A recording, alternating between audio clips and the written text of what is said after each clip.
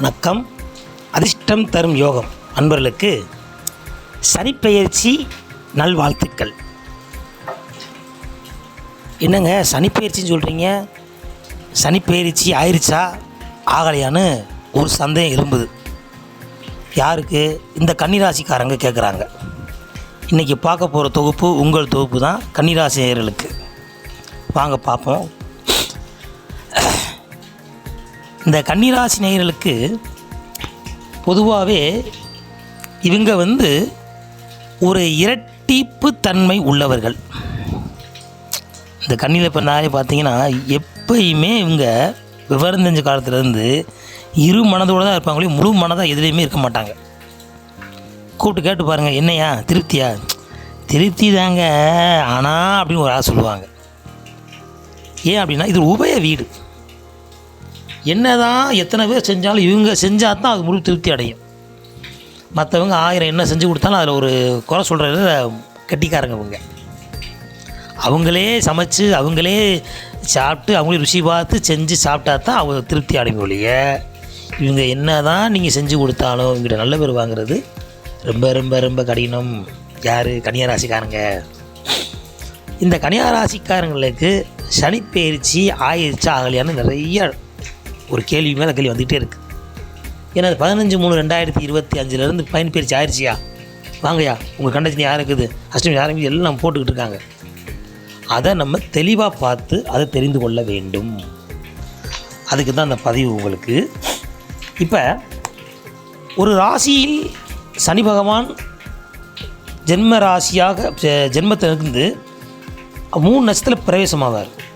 இப்போ அவிட்டத்தில் இருந்து சதயத்திலிருந்து பூரட்டாதிக்கு போக போகிறார்.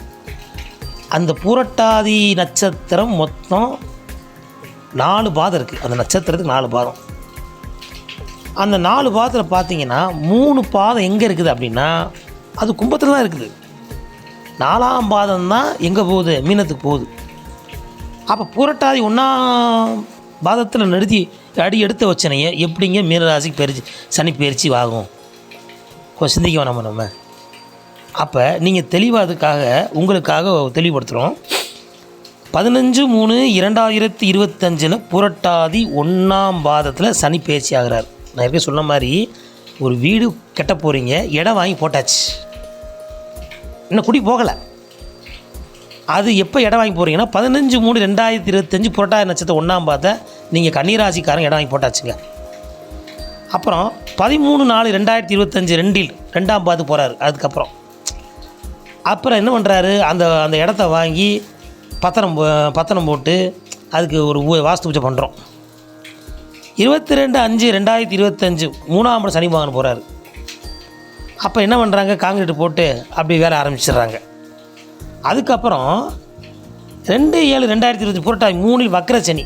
திடீர்னு மழை பெஞ்சிக்கிட்டு பார்த்தீங்களா? அப்போ என்ன கொத்தனார் என்ன பண்ணிடுறாங்க? ஐயா மழை பெய்யுது, வேலை ஆக முடியாதுயா, கொஞ்சம் பொறுங்க அப்படின்னோனையும் கொஞ்சம் வெயிட்டிங் போட்டுறாரு. அப்போ வக்கரம் ஆயிடுறான்னு அர்த்தம். அதாவது போகாமல் அங்கேயே உட்காந்துடுறாரு. இப்போ நம்ம ஒரு இடத்துக்கு போய்கிட்டு இருக்கோம், திடீர்னு மழை பெய்யுது, ரெஸ்ட் எடுக்கும் பார்த்தீங்களா? அந்த மாதிரி ரெஸ்ட்டில் உட்காந்துடுறாரு. ரெஸ்ட்டில் எடுத்தவர் என்ன பண்ணுறாரு? ஐயா பூசணை சரியில்லை, ஓட்டையாகி போச்சே, 2ஆம் பூசணை முதலேருந்து என்ன வர்றாரு? 3லேருந்து 2ஆம் இடத்துக்கு வர்றாரு. அந்த 2ஆம் பாதம் 21/8/2025 புரட்டாதி 2ஆம் இடத்துக்கு வந்துடுறாரு. ரிட்டன் வர்றாரு. அதில் வக்கரம் ஆயிடுறாரு. அப்போ என்ன இந்த போனது நான் கொஞ்சம் நல்லா பூசியாச்சுங்க, மழை வெஞ்சல் அங்கிட்டு ஒழுகிட்டுருங்க, கொஞ்சம் கூட மட்டும் எடுத்து பூசுங்க அப்படின்னு 2ஆவது வேலை வைப்பாங்களே, சரி அந்த மாதிரி பார்க்குறாரு. அப்புறம் என்ன பண்ணுறாரு? கீழே கொஞ்சம் சரியில்லாமல் சொல்லி 3/2/2026 என்ன பண்ணுறாரு அப்படின்னா 3/12 அதில் 1ஆம் இடத்துல சனி வக்கரமாகிறாரு. வக்கரமாகி அதுலேயும் இருக்கிறார். இன்னும் அந்த முடிவாகலை. அதாவது எப்படி சொல்கிறது அப்படின்னா அந்த 3 நட்சத்திரத்துக்கு போனவர் 3 2 ரிட்டன் வர்றாரு. இந்த பொருளை மறந்து வச்சிட்டோம்னா நம்ம செய்வோம்ல, ஐயா முக்கியமான மறந்துட்டோம்யா, அப்போ போயிட்டு வரணும். அந்த போயிட்டு வரும்போது அப்புறம் வேகமாக போயிட்டு வந்து 17/11/2025 வக்கரம். அப்பாடா இப்போ திருப்தி ஆகி போச்சு, இனி நம்ம 2 வேகமாக ஓடுறாரு. அப்போ வேகமாக ஓடுறதில் 26/12/2025 புரட்டாதி 2ஆம் ஜன்னல் அதிசாரம் ஓட்டம் போகிறாரு. அதிசார ஓட்டத்தில் 5/2/2026 புரட்டாதி 3 வந்து அதிசார ஓட்டமாகி அதுக்கப்புறம் 6/3/2026 வருஷம் 4ஆம் பாதத்துக்கு போகும்போது தான் மீன சனி பயிற்சி ஆகி அன்னைக்கு தான் கிரகப்பிரவேசம் அவர் பால் காய்ச்சுறார். உங்களுக்கு ஒரு புரிஞ்சதுக்காக சொல்கிறேன் நான். இந்த மாதிரி கணக்கெடுத்து வரும்போது இப்படிலாம் வருது. நம்ம எடுத்தோன்னே புரட்டாதி நட்சத்திரம் சனி பயிற்சி ஆகிட்டு இருப்பா, மீன ராசிக்கு ஏழரை ஆரம்பிச்சிச்சு, ஜென்மச்சி ஆரம்பிச்சிருச்சு அப்படின்னு சொல்ல முடியாது. அந்த நட்சத்திரத்தில் ஒவ்வொரு பாதமாக கடந்து போய் வக்கரனா எல்லா நட்சத்திரம் வக்கரமாவார். அவர் வக்கரமாகி தான் அவர் ரிட்டர்ன் வருவார். ஏன் அப்படின்னு தெளிவுபடுத்துறது. இப்போ ஒருத்தவங்க ஒரு கணக்கு பார்க்குறாங்க, அதுக்கு மேலே அதிகாரி அதை கணக்கு பார்த்து கையெழுத்து போடுவார். அதுக்கப்புறம் இன்னொரு அதிகாரி அதை பார்த்துக்க, இப்படி 3 பேர் கையெழுத்து போட்டு கணக்கு சரி 2வது வந்துடுறது 2வது ரிட்டர்ன் ஆகும், அப்போ 2வது 3வது போகும். இந்த மாதிரி அப்போ அரசு நிறுவனம் பார்த்திங்கன்னா அப்படி தான் இருக்கும். அப்படி இருக்க சனி பகவான் இவர் நீதிமான், எப்பயுமே தெளிவாக பார்க்குறதுக்காக இவர் தன்னைத்தானே சோதிப்பார், தன்னைத்தான் சந்தேகிப்பார். நம்ம போட்டு சரிதானா ஐயா இன்னொட்டி பார்த்துக்குருவான் அப்படின்னு வக்கரமாகி வந்து பார்த்துட்டு 2வது போவார். ஏன் தெளிவாகிறதுக்காக. வீட்டில் வந்து பெண்கள் துணிமை துவைப்பீங்க, இந்த காலில் மட்டும் அழுக்கு அதிகமாக இருக்கும், அதை மட்டும் 5 ப்ரெஸ் துவைப்பாங்க. ஏன் அப்படின்னா அங்கே சீக்கிரம் அழுக்கு போகாது. அது மாதிரி சனி வந்து துவைக்கும் போது 2வது வந்து பார்ப்பார், நம்ம கரெக்டாக நல்லா துவைச்சிருக்கோமா, நல்லா பார்த்துருக்கோமா அப்படின்னு. அவர் ரொம்ப சிந்தித்து செயல்படுறதுனால தான் அவரை மந்தன், மெதுவாக செல்லக்கூடியவர், பொறுமைக்கும் பெருமையானவர். ஒரு ராசியிலேருந்து இன்னொரு ராசி போகிற 2.5 வருஷம் எடுத்துக்கிறாரு. நல்லா பார்த்துங்க, 2.5 வருஷம். இதே சந்திரன் 2.5 வருஷம் இங்கே இருக்குது, 2.5 நாள் எப்படி இருக்கு பார்த்தீங்களா? அப்படி இருக்கக்கூடிய சனி பகவான் இந்த கன்னியா ராசிக்காரர்களுக்கு என்ன செய்ய போகிறாரு? இது வரைக்கும் பார்த்தீங்கன்னா ஏதாவது செஞ்சுருக்காரையா? ஒன்றுமே செய்யலையா? கேது என்னைக்கு உள்ளே உட்காந்தானே சோழி முடிஞ்சியா? மிகப்பெரிய உடம்புல வியாதி வந்துருச்சியா? நல்லா தாயா போய்கிட்டு இருந்தேன், சின்ன ஓட்டை நாங்கள் பார்த்தா உள்ளே பார்த்தா ஒரு ஆணி மாதிரி ராடு உள்ளே போகுது. அப்போ என்ன செய்ய? ஆப்ரேஷன் பண்ணணும்பாங்க, மருந்தை சாப்பிடணும்பாங்க. சரி, இங்கே ஒன்று பார்த்தா சின்ன லைட்டாக ஊசி மாதிரி குத்திருக்கும், அது பார்த்தா இப்படி சிப்டிக்கு ஆகி அதில் தலைக்கில் போட்டால் சலஞ்சலமாக வந்து அது தையல் போட்டுக்கிட்டு இருப்பாங்க. சின்ன வண்டு கிடச்சிருக்கும், அது பார்த்தா முகமே வீங்கி அது 2 நாள் அவஸ்தைப்பட்டு கடைசி சப்புன்னு ஆகிருக்கும். இப்படி சின்ன உடல் உபாதைகளும், இது மன சம்மந்தப்பட்ட வியாதி வந்துடும் சில பேருக்கு. ஏன் கேது வந்து கண்ணில் சம்மந்தப்பட்ட என்ன ஆகும் அப்படின்னா மன சம்மந்தப்பட்ட வியாதி. என்ன இப்படி நிறையா பார்த்து என்ன ஆகி போச்சு உங்களுக்குன்னா, தைரியம் கொடுத்துட்டாரு. கேதை நினைக்கிறோம், கேது வந்து ஒரு இடத்துல வந்துட்டானா உங்களை முதல்ல பரிசுத்தமாக்கி வைரம் பாஞ்ச என்ன எல்லாம் தாங்கியாச்சியா போய் இனி என்னத்தை தாங்கிறதுக்கு அப்படி சொல்லுவோம்ல. சண்டை வந்து எல்லாம் முடிஞ்சு வச்சு உசுறு ஒன்று தான் இருக்குது போ அப்படின்னு வெறுக்கிற அளவுக்கு கொண்டு வந்துட்டான் அவங்கள.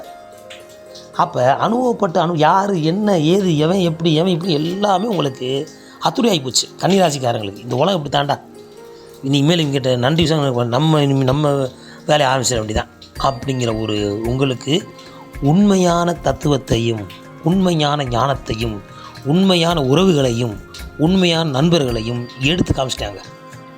அப்போ சனிக்கு என்ன செய்யணும்? நன்றி சொல்லணும். எப்பவுமே சோதிக்கிறது வந்து பெரிய விஷயம் கிடையாது, சோதிக்கிறதுல தான் நிறைய கற்றுக்குறீங்க நீங்கள். அப்படிப்பட்ட கன்னிராசிக்காரங்களுக்கு இந்த 2025 வரைக்கும் 2024 ஃபுல்லாகவே ஏகப்பட்ட ஏமாற்றங்கள், ஏகப்பட்ட குற்றங்கள், ஏகப்பட்ட குறைகள், என்னதான் செஞ்சாலும் நல்ல பேர் வாங்க முடியாத சூழ்நிலைகள் எல்லாம் அமைஞ்சு ஆடி ஓடி ஏண்டா வாழ்கிறோம் போங்கயா அப்படின்னு வாழ்ந்துக்கிட்டு இருக்கீங்க கன்னிராசிக்காரங்களுக்கு.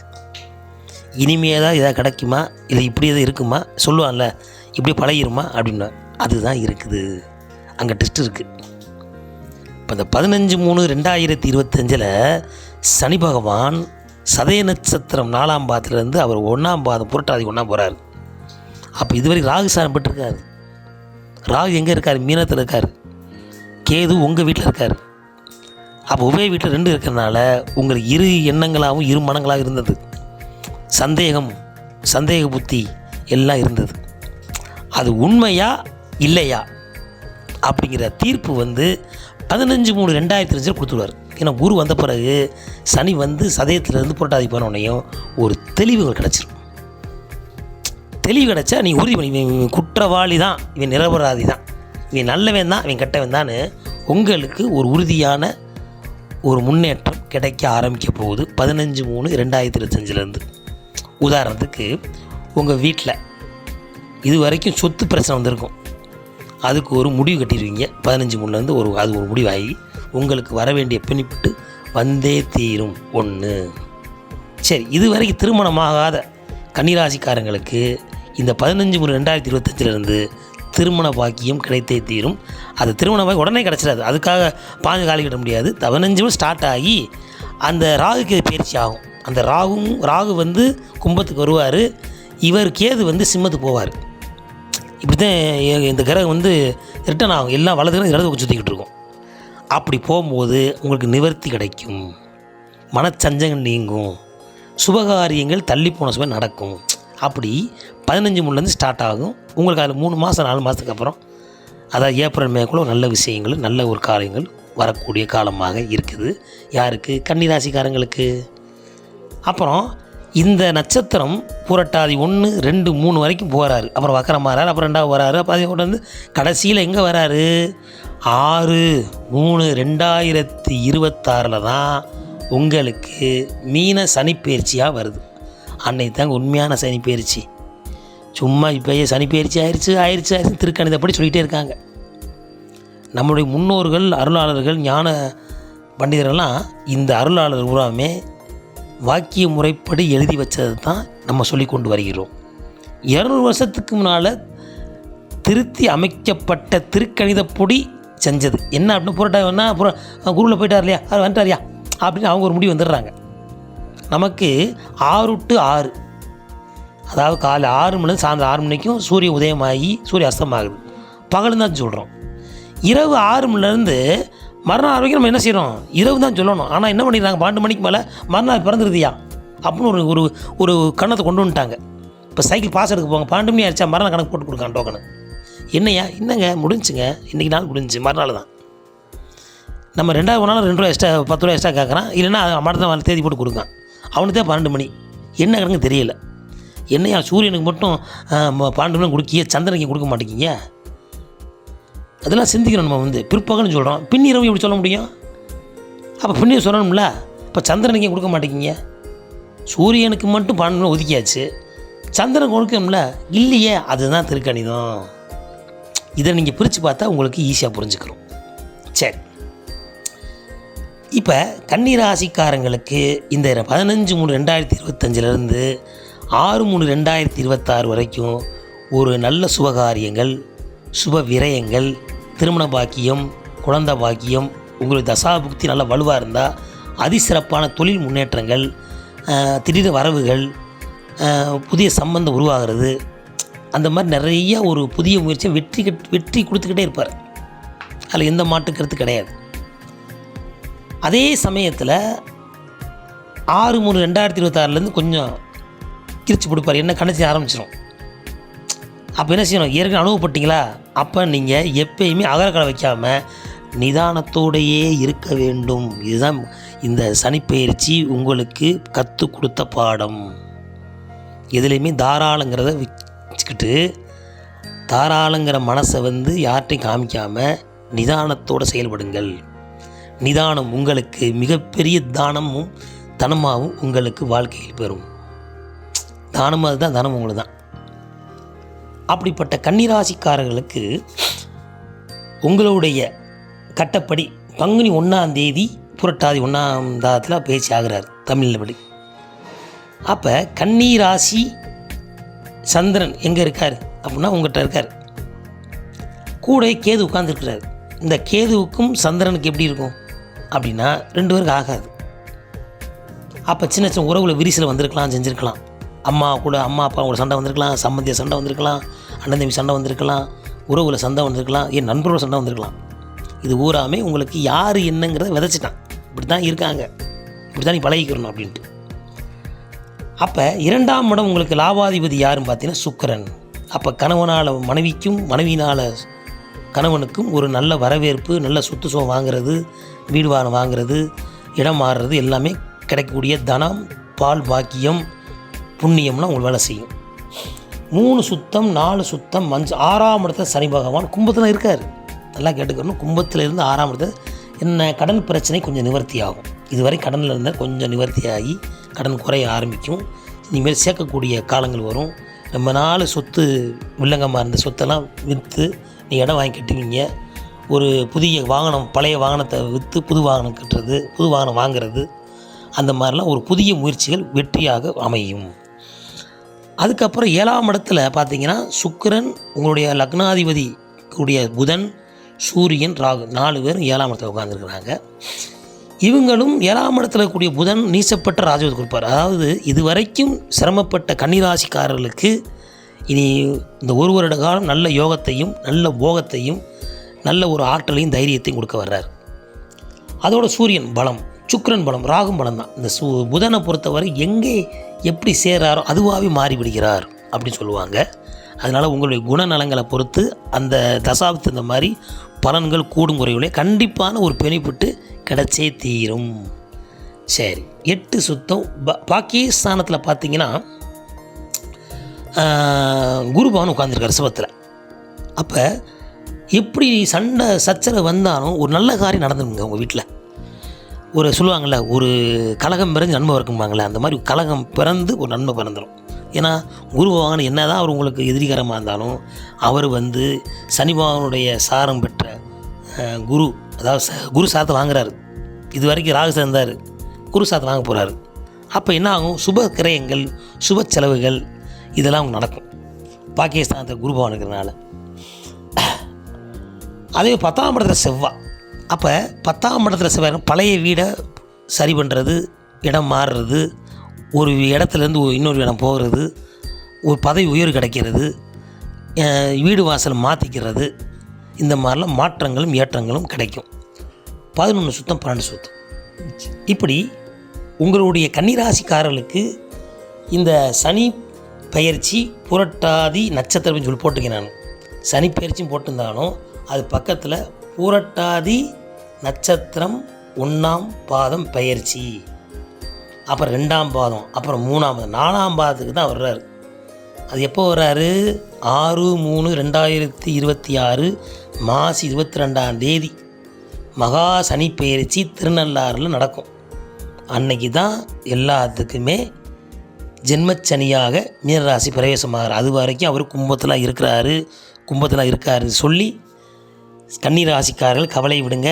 இந்த ஒரு வருஷ காலம் உங்களுக்குண்டான தனத்தையும் உங்களுக்குண்டான எப்படி இருந்தீங்களோ அதுக்குண்டான பலனை கொடுத்தே தீருவார்.